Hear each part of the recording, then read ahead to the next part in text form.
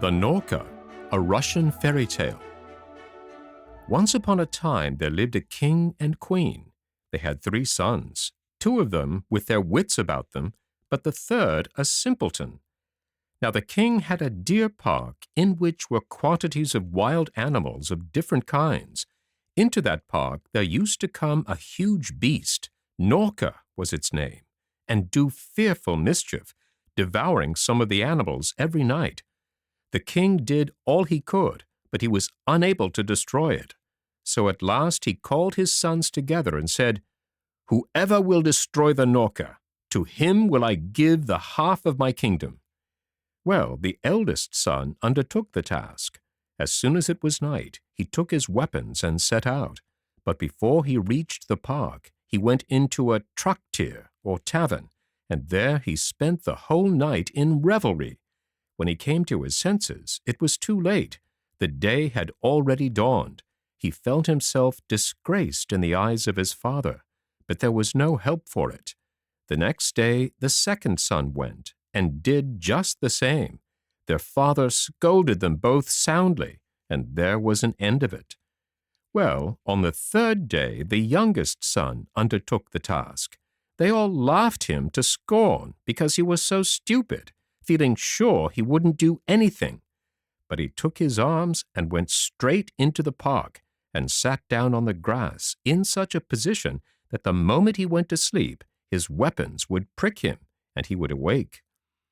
Presently the midnight hour sounded, the earth began to shake, and the Norka came rushing up and burst right through the fence into the park, so huge was it. The prince pulled himself together, leapt to his feet, crossed himself, and went straight at the beast. It fled back, and the prince ran after it.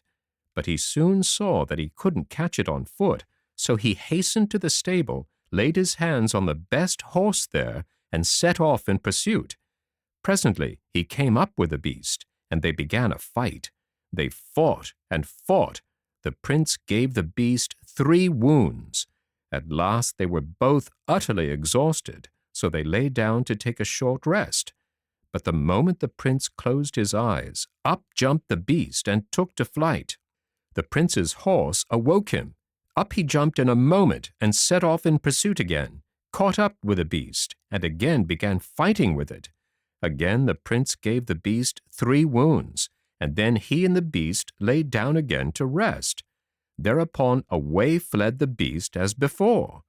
The prince caught it up and again gave it 3 wounds. But all of a sudden, just as the prince began chasing it for the 4th time, the beast fled to a great white stone, tilted it up, and escaped into the other world, crying out to the prince, "Then only will you overcome me, when you enter here." The prince went home, told his father all that had happened, and asked him to have a leather rope plaited, long enough to reach to the other world. His father ordered this to be done. When the rope was made, the prince called for his brothers, and he and they, having taken servants with them and everything that was needed for a whole year, set out for the place where the beast had disappeared under the stone. When they got there, they built a palace on the spot and lived in it for some time. But when everything was ready, the youngest brother said to the others, "Now, brothers, who is going to lift this stone?" Neither of them could so much as stir it, but as soon as he touched it, away it flew to a distance, though it was ever so big, big as a hill. And when he had flung the stone aside, he spoke a second time to his brothers, saying, "Who is going into the other world to overcome the Norka?" Neither of them offered to do so.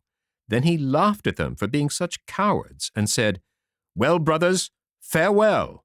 Lower me into the other world, and don't go away from here, but as soon as the cord is jerked, pull it up." His brothers lowered him accordingly, and when he had reached the other world underneath the earth, he went on his way. He walked and walked.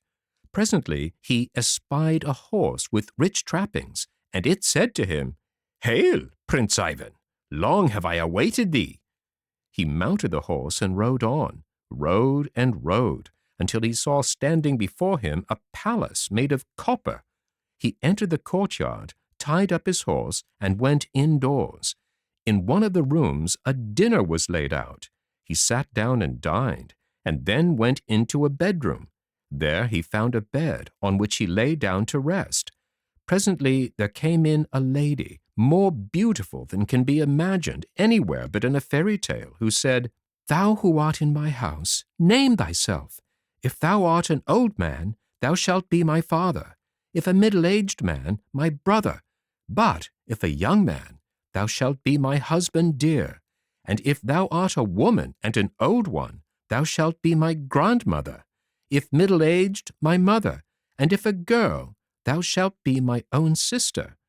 Thereupon he came forth, and when she saw him, she was delighted with him, and said, "Wherefore, O Prince Ivan, my dear husband shalt thou be?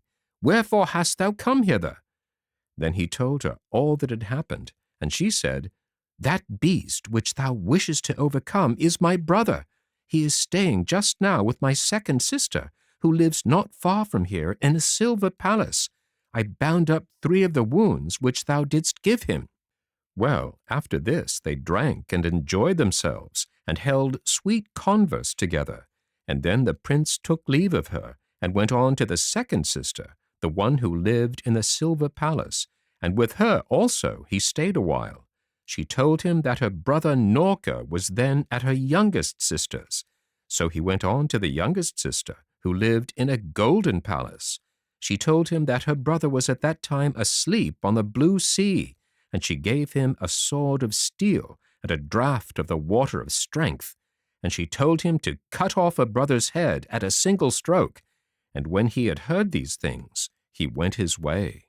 And when the prince came to the blue sea, he looked. There slept the Norka on a stone in the middle of the sea, and when it snored, the water was agitated for 7 miles around. The prince crossed himself, went up to it, and smote it on the head with his sword. The head jumped off, saying the while, "Well, I'm done for now," and rolled far away into the sea. After killing the beast, the prince went back again, picking up all the 3 sisters by the way, with the intention of taking them out into the upper world, for they all loved him and would not be separated from him. Each of them turned her palace into an egg, for they were all enchantresses, and they taught him how to turn the eggs into palaces, and back again, and they handed over the eggs to him.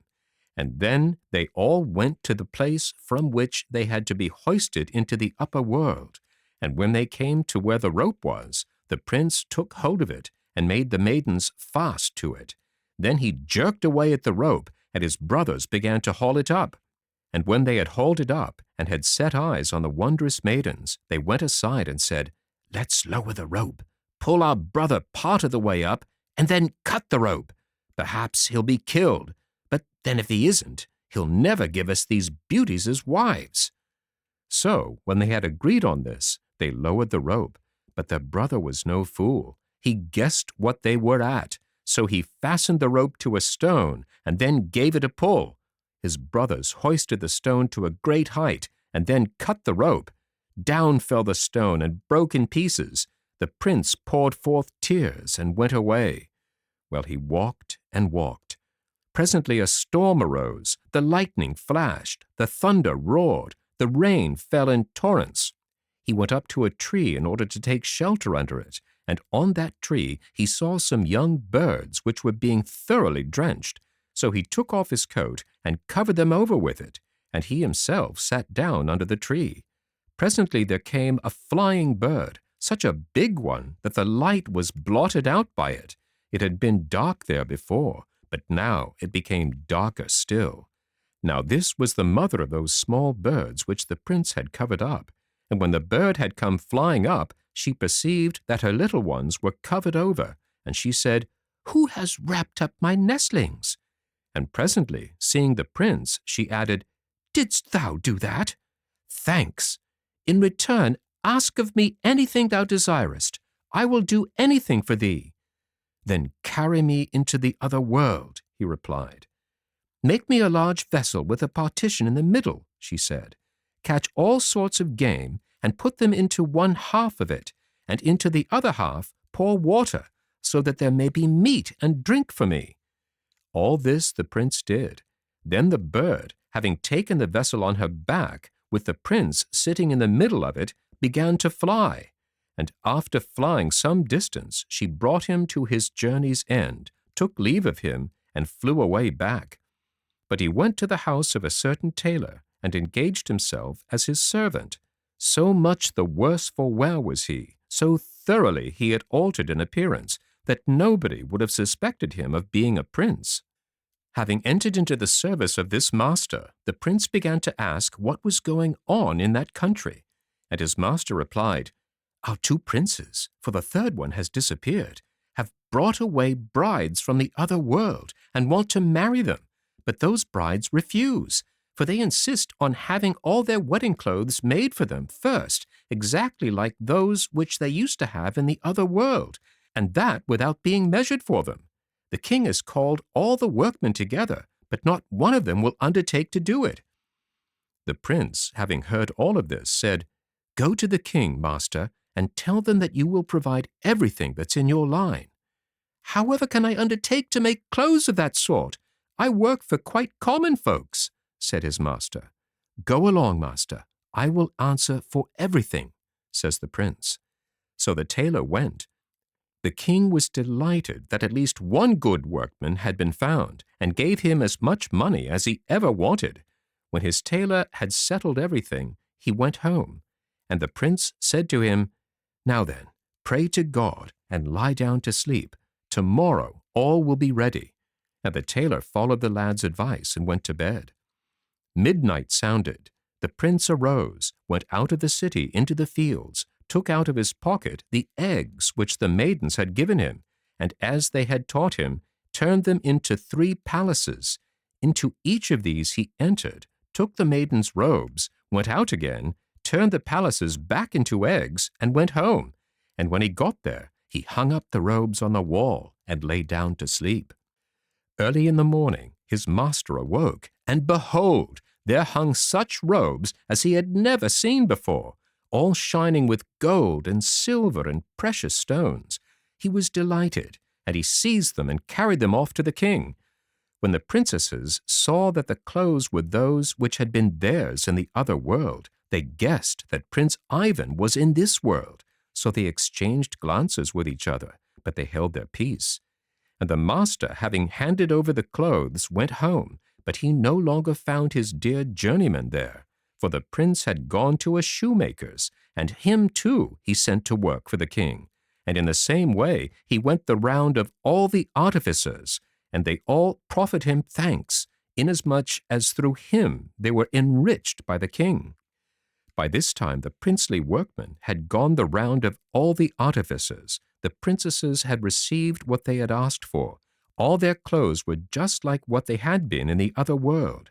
Then they wept bitterly because the prince had not come, and it was impossible for them to hold out any longer.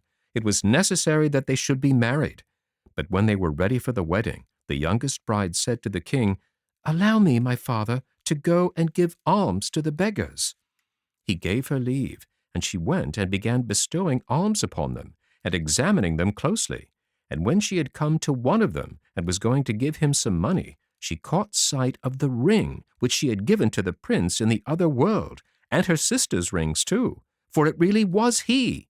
So she seized him by the hand and brought him into the hall, and said to the king, "Here is the one who brought us out of the other world.